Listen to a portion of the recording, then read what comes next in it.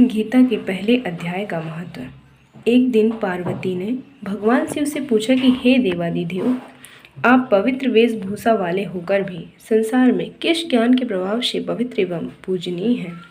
पार्वती की बात सुनकर शिव मुस्कुराकर बोले कि हे देवी सुनो, जिस ज्ञान के बल पर मैं पवित्र हूँ और जिसके बल से मुझे बाहरी कर्म भी कष्ट नहीं पहुँचाते, उसका रहस्य गीता का ज्ञान है।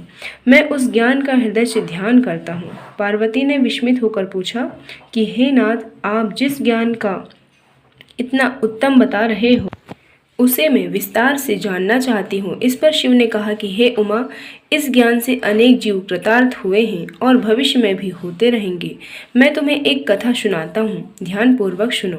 एक दिन विष्णु शेषनाग की सैया पर नेत्र मूंदे आनंद में मग्न थे और लक्ष्मी उनके चरणों को दबा रही थी। उस समय लक्ष्मी ने उनसे पूछा कि हे स्वामी, आप तो सृष्टि के पालनहार हैं, फिर भी आप प्रायः निद्रा में लीन क्यों रहते हैं। लक्ष्मी का प्रश्न सुनकर भगवान विष्णु ने नेत्र खोले और बोले कि हे प्रिय, ना मुझे निद्रा सताती है ना ही आलस। मैं तो सदैव भागवत गीता के ज्ञानानंद में मग्न रहता हूँ।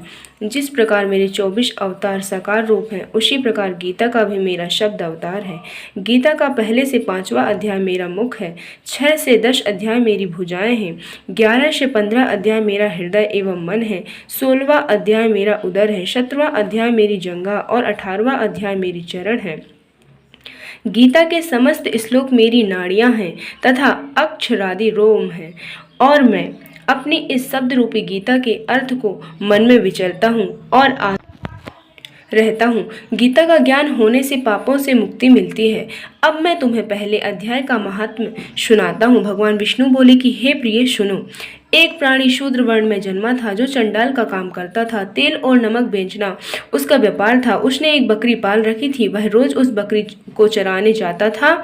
एक दिन जब वह बकरी चराने गया तो वृक्ष के पत्ते तोड़ते समय एक सर्प ने उसे डस लिया।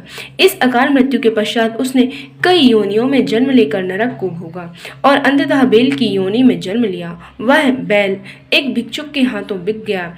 भिक्षुक उस बैल की पीठ पर चढ़कर भिक्षा मांगने जाता और अपने परिवार का पालन पोषण करता। शाम होने पर वह बैल को घर के बाहर द्वार पर बांध देता और उसके आगे इतना भूसा डालता था जो उसकी भूख शांत करने के लिए अपर्याप्त था। दिन इसी प्रकार गुजरते गए। एक दिन भूख से व्याकुल बैल रास्ते में ही गिर पड़ा। वह तड़पता रहा लेकिन प्राण नहीं निकल रहे थे। वहां एकत्रित लोग उस पर दया करके उसकी मुक्ति भगवान से प्रार्थना करने लगे। कोई अपने तीर्थ का फल देता, कोई अपने द्वारा किए गए व्रतों का फल उसे देता, मगर बैल तड़पता रहा और उसके प्राण नहीं निकल पाए। अचानक एक दिन वहां एक पतिता स्त्री आई। उसने दिल से भगवान की स्तुति की और मन ही मन बोली कि हे भगवान, यदि मैंने अपने जीवन में कोई पुण्य का कार्य किया हो तो इस मरणासन बैल को मुक्ति मिल जाए। पतिता द्वारा मन ही मन यह शब्द कहते ही बैल के प्राण निकल गए और वह उस योनि से मुक्ति पा गया। उस बैल का अगला जन्म एक ब्राह्मण के घर हुआ, लेकिन वह अपने पूर्व जन्म की कोई भी बात नहीं भूल पाया।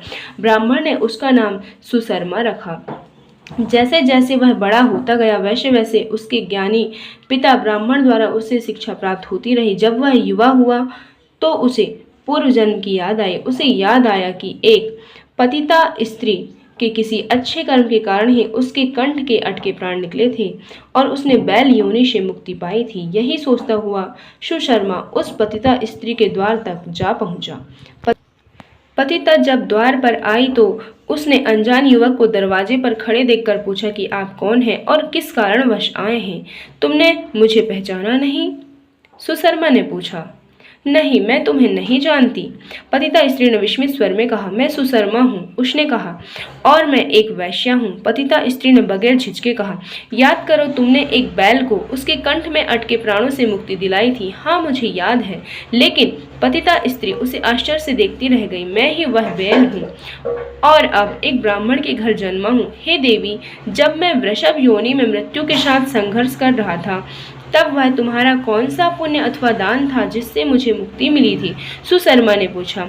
मैंने अपने जीवन में कोई पुण्य दान किया हो यह मुझे स्मरण नहीं, लेकिन मेरे घर में एक तोता है। वह प्रातःकाल जो कुछ भी बोलता है मैं उसे बड़े ध्यान से सुनती हूँ। तोते के उन्हीं स्वरों का फल मैंने तुम्हें दिया था। तोते की प्रातःकाल की वाणी का रस जानने के लिए सुशर्मा और पतिता स्त्री दोनों तोते के पास गए।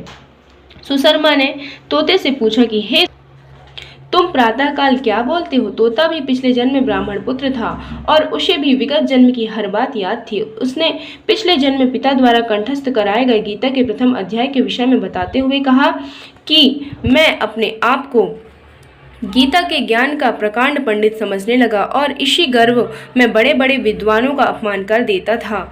एक दिन एक गीता पाठी ने मुझे शाप देते हुए कहा कि तू आगामी जन्म में सुख योनि को प्राप्त होगा। इसी कारण मैं तोते की योनि में आ पहुंचा। एक दिन मैं एक शिकारी के जाल में फंस गया और उसने मुझे एक ब्राह्मण के हाथों में बेच दिया। उस ब्राह्मण ने मेरी परवरिश बेटे की तरह की। वह ब्राह्मण प्रतिदिन गीता के प्रथम अध्याय का पाठ श्रद्धा के साथ किया करता था। मुझे गीता का यह अध्याय पूर्व जन्म से ही कंठस्थ था। ब्राह्मण के घर रहने से यह लाभ अवश्य हुआ कि गीता का प्रथम अध्याय पूर्व जन्म से लेकर अब तक भूला नहीं हूँ। लेकिन दुर्भाग्यवश एक दिन ब्राह्मण के घर चोर आया। उसे घर में कुछ नहीं मिला तो वह मुझे पिंजरे सहित उठा ले गया और एक पतिता स्त्री के यहाँ छोड़ गया। यह पतिता उसकी प्रेयसी थी। उसी दिन से हर रोज प्रातःकाल के समय मैं गीता का प्रथम अध्याय का पाठ करता हूँ और यह पतिता उसका श्रवण करती है, जबकि इसे यह नहीं पता कि मैं क्या बोल रहा हूँ। गीता के प्रथम अध्याय को मात्र सुन लेने से ही इतना पुण्य मिलता है कि वह पुण्य तेरी बैल की योनि में अटकी सांसों को मुक्ति प्रदान करने में सहायक हुआ और तुझे पुरुष योनि में जन्म मिला।